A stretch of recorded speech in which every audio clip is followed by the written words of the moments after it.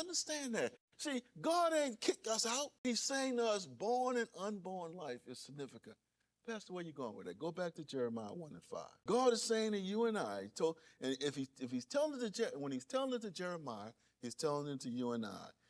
And he's saying to you and I that your value is more important than you can ever begin to comprehend. Well, how you say that, Pastor? Before I formed you in your womb, I knew you. God is saying, before I formed you in your womb, mother's womb, I loved you. When someone say, you ever seen the Bible say, Abraham knew his wife? Jacob knew his wife.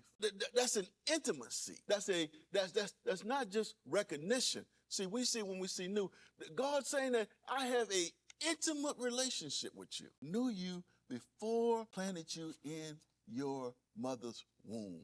He's saying that you and I loved you before I planted you in your mother's womb. He's saying to you and I that no one can take away the love that I have from you. He's saying to you and I that I conceived you before you were given physical birth. And that's why it's important for you and I to understand that God is a pro-life, not just in the womb now, but outside the womb. Don't let anybody pigeonhole you I just want to deal with in the womb. No, as a believer, I want to deal with outside of the womb too.